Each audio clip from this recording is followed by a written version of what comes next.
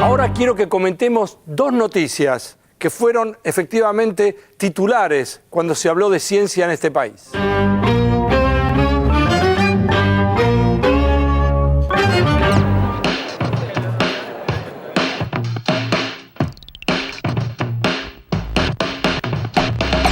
Estamos en la Facultad de Ciencias Exactas y Naturales de la Universidad de Buenos Aires, donde todos los años se realizan las Semanas de las Ciencias. Esta es la Semana de la Física, donde estudiantes y profesores de escuelas secundarias podrán asistir a charlas, demostraciones y prácticas de laboratorio que se efectúan para todos aquí. El objetivo de las semanas es mostrar al público en general, en particular el de la escuela media, docentes y alumnos de la escuela media, cómo funciona la universidad pública, cómo los conocimientos que nuestros docentes transmiten a los futuros graduados y el conocimiento que ellos mismos están creando en sus laboratorios se puede retransmitir de una manera clara, directa, amena, de modo que ese conocimiento salga, ¿no? Todo el mundo pueda acceder a esas características que tienen los temas de nuestras carreras. Básicamente me interesó mucho la propuesta de acercar la facultad a los chicos de escuela secundaria y sobre todo en esta área de física, ¿no? de hacerlos participar y de ver cómo es la facultad, que no es un lugar aislado donde no pueden acceder más que cuando terminan los estudios. Ahí hay luz y de ahí se apaga. Es el cuarto año que traigo a mis alumnos acá a la muestra de la Semana de la Física.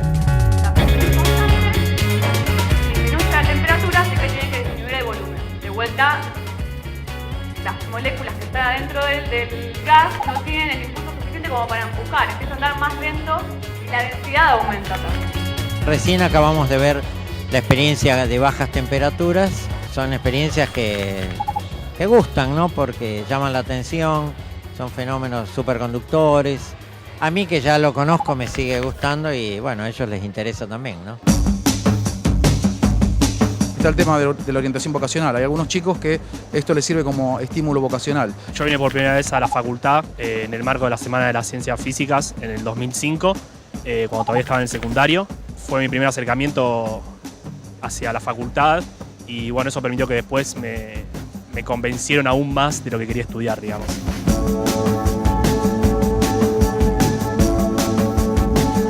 A mí me parece que es una actividad muy piola de parte de la facultad que bueno, permite el acercamiento de muchos chicos que ni siquiera saben que existe la facultad y ni siquiera saben que existe la carrera, digamos.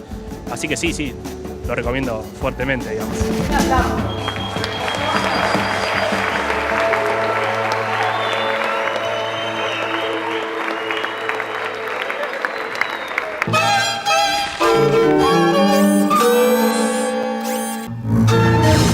El 10 de junio de 2012, el cuarto satélite argentino de observación de la Tierra, SAC-D Aquarius, cumplió un año de vida en el espacio. La comunidad científica se sumó al festejo y compartió las novedades. Es un cumpleaños de un añito y usted sabe que en la Argentina cuando el bebé cumple un año, toda la familia se junta. Creo que es la vez que se juntan todos para festejar. Después ya cuando llegó 2 o 3 no importa, pero el primero es así que estamos todos juntos por eso. Los resultados que se han obtenido a lo largo de este año, que en realidad no tenemos exactamente un año calendario de los datos de ciencia, sino que se comienza con el encendido en agosto del año pasado, pero hasta ahora los datos que se han obtenido principalmente del Aquarius, del satélite, del instrumento americano que está midiendo la salinidad de los océanos, se ha visto que la performance del instrumento ha resultado casi mejor de lo pensado y están generándose mapas de salinidad con un detalle que ni los expertos ni los que están trabajando hoy en los datos esperaban obtener. Hay eventos como la llegada de agua dulce desde el Amazonas o del Orinoco o sectores del Pacífico en que realmente el detalle que ha logrado el instrumento Aquarius es destacable, ¿no? Y del lado de los instrumentos argentinos también venimos acompañando ese buen desempeño de Aquarius, ya que también un radiómetro de microondas como el nuestro también viene trabajando muy bien. Los datos y productos que estamos generando son lo esperado. Se está interactuando mucho con la comunidad científica. Así que bueno, en términos generales el observatorio está funcionando. Si bien los resultados son muy valiosos, desde el punto de vista de la Argentina, lo que tenemos que tener presente es estamos jugando en primera, los socios nuestros son los de primera, la frontera del conocimiento se sigue moviendo y nosotros seguimos prendidos en la frontera del conocimiento. Yo creo que ese es el resumen. Y lo podemos hacer ¿por qué? Porque hay una sociedad convencida de que eso es importante, una dirigencia del país convencida de que eso es importante y una juventud maravillosa que ayuda a que eso se haga. Entonces está todo.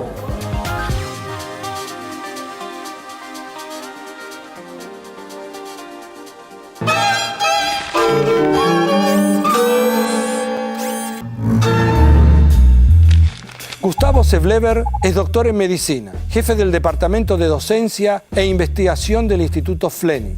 Es coordinador nacional del Programa Binacional de Terapia Celular, que financiará proyectos argentino-brasileños.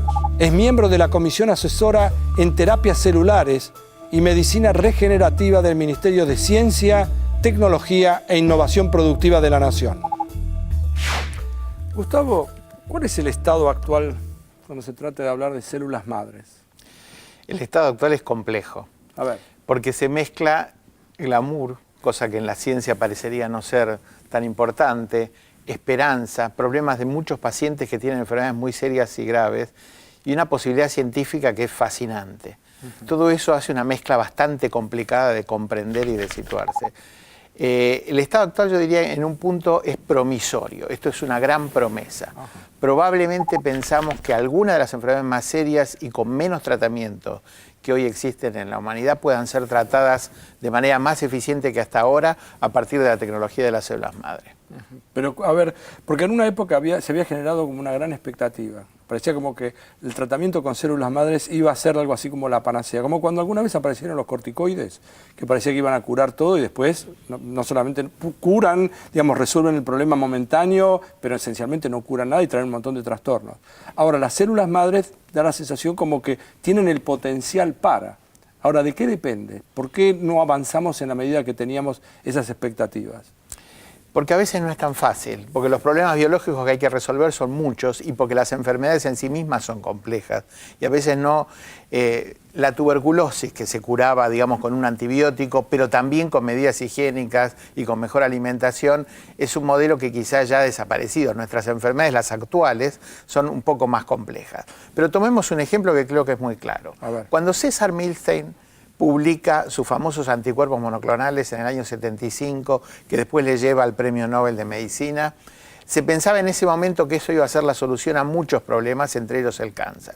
Pasaron más de 30 años, más de 3 décadas, para que efectivamente hoy estamos viendo en algunos tumores la posibilidad de que los anticuerpos monoclonales los solucionen, los curen o los mejoren. La biología, la ciencia son complicadas, tienen idas y vueltas, no son lineales, los problemas biológicos son complejos. Entonces, esta es una tecnología que todavía tiene que resolver muchos temas biológicos de la propia tecnología y de las enfermedades que intenta curar o remediar o aliviar. Ahora, si yo hago una pregunta, yo no soy médico, usted sí. De acuerdo con lo que pienso, si yo tengo una célula madre, ¿existe algún método que yo la pueda diferenciar y hacerla apuntar en la dirección que yo quiero? ¿La puedo transformar en una célula, una neurona, en una célula de hígado? ¿Tenemos la capacidad de hacer eso o eso es lo que se aspira? Hoy tenemos la capacidad in vitro de hacer eso. O sea, en cultivos, para que la gente entienda, las células madre son equivalentes a las células que existen poco tiempo después de la fecundación del óvulo, que llamamos blastocitos. Ese grupo de células, 15 o 20, van a ser capaces de dar origen a un ser humano completo con su complejidad. Entonces, si in vitro tenemos un equivalente a ese tipo de células, poniéndolas en medios de cultivo químicamente definidos, especiales, podemos fabricar en los platos de cultivo, en las cápsulas de Petri, hepatocitos, neuronas, incluso neuronas dopaminérgicas, un subtipo de neuronas, células óseas, cartílago, podemos hacerlo. Eso es, hoy esa tecnología existe y esto es posible hacerlo. ¿Eso se hace en el país también? Eso se hace en el país por suerte. Digamos, el Ministerio de Ciencia y Técnica hace ya algunos años financió un consorcio de muchos lugares, hospitales, lugares de investigación, la Facultad de Ciencias Exactas, FLENI, donde yo trabajo, en la Universidad Austral, el Hospital Garrahan, para que trabajemos juntos, para que tengamos sinergia, y hoy estamos trabajando y hemos llegado a ese estadio. Digamos, podemos conseguir in vitro tipos celulares diferenciados. ¿De todo? De casi todo. Algunas células son más difíciles que otras. Las neuronas son más complicadas, requieren... La neurona siempre ha sido una célula muy compleja, pero podemos hacer prácticamente todos los tipos celulares que existen en el organismo. Esa sería la etapa inicial, o sea, si uno tiene una enfermedad, Alzheimer, Parkinson, supongo que son enfermedades degenerativas, ¿no? Tal cual. Neurodegenerativas. Neurodegenerativas, para decirlo de es el nombre técnico. El nombre técnico. Yo apelo, digamos, yo necesito confrontarlo con usted. Ahora, se supone que si yo logro, por ejemplo, transformar una célula madre y diferenciarla y transformarla en una neurona, ese sería el primer paso. Y el segundo, los pasos posteriores, ¿cuáles serían? ¿Reemplazar las enfermas por sanas? Bueno, ese era el paradigma de hace 10 años. Hace 10 años se pensaba, vamos a tener una medicina diferente, una medicina de repuestos en vez de fármacos. Sí. Cuando una persona tiene alteraciones en sus neuronas dopaminérgicas que le causan el Parkinson, yo voy a poder fabricar in vitro y ponérselas. La realidad demostró ser más compleja de lo que pensábamos, por lo que se dice en inglés en el cerebro el wiring, el cableado. O sea, yo cuando estoy poniendo estas células ahí, estoy poniendo una pastilla sofisticada de dopamina, que es lo que falta, o las estoy integrando realmente en la estructura eléctrica enormemente compleja del cerebro. Y todavía no lo sabemos con certeza. Entonces, llevar las células de in vitro al cerebro todavía no es una posibilidad hoy factible que pueda solucionar, en este caso, la enfermedad de Parkinson. Cuando usted habla de distinto tipo de neuronas, tampoco sabía que había distinto tipo de neuronas. ¿Por qué? ¿Cuántas hay? ¿Cómo se diferencian? ¿Dónde están? Las neuronas es el prototipo, a mí me fascina el tema, yo soy neuropatólogo, el tema me fascina. La neurona es el prototipo de la célula que necesita interactuar con otras para tener sentido. Ajá. Nuestra memoria, nuestras experiencias, nuestra personalidad está dada en base a la sinapsis, las conexiones de las neuronas entre sí. Bien. Eso es lo más importante, más incluso que la propia neurona. Ajá. Y el diálogo que tienen las neuronas es bioquímico, con distintas sustancias llamadas neurotransmisores. Entonces, en base a la sustancia que fabrican, son los subtipos de neuronas.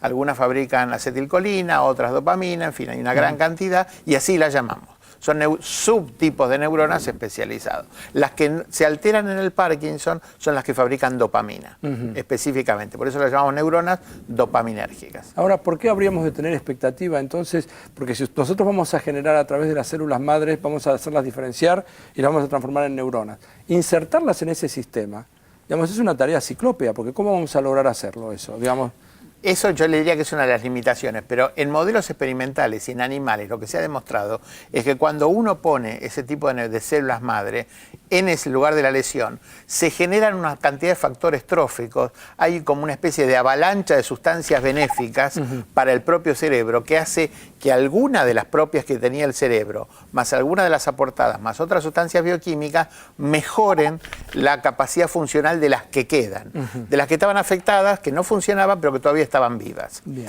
Entonces esto es como células madre 2.0.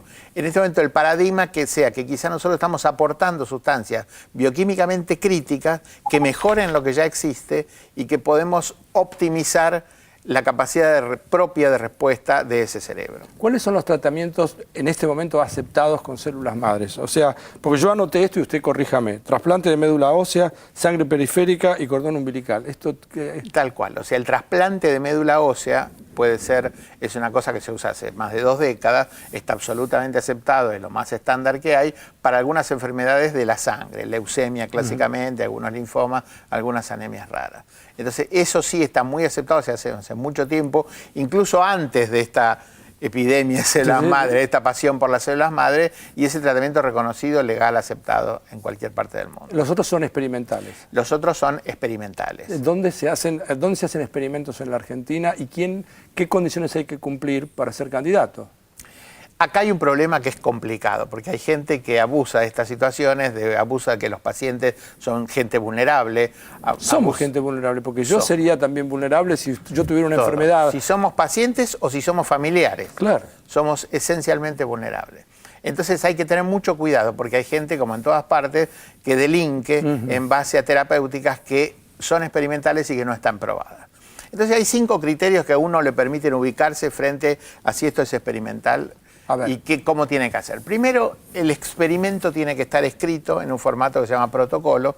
Uno tiene que escribir claramente qué va a hacer, qué no va a hacer, qué sustancias va a utilizar, etc. Con la célula madre o con cualquier otra cosa. El paciente debe dar su consentimiento por escrito, que se llama consentimiento informado. La institución tiene que autorizarla por su comité de ética. El comité de ética de la institución, el hospital o la clínica donde se hace, tiene que autorizar ese procedimiento. La autoridad regulatoria actual, que es el INCUCAI, también tiene que autorizarlo. Y, por último, pero no menos importante, tiene que ser gratuito para el paciente o para su seguro de salud. Porque si yo estoy haciendo un tratamiento experimental, no tengo derecho a cobrarle ni al paciente ni a su cobertura médica. Esas 5 cosas nos definen que un tratamiento experimental es legítimo, es válido. Y son casi universales. En todas partes del mundo se pide más o menos lo mismo. Estamos hablando con Gustavo Seblever. Lo que voy a hacer es una pausa aquí en el programa e inmediatamente después volvemos para seguir conversando con él.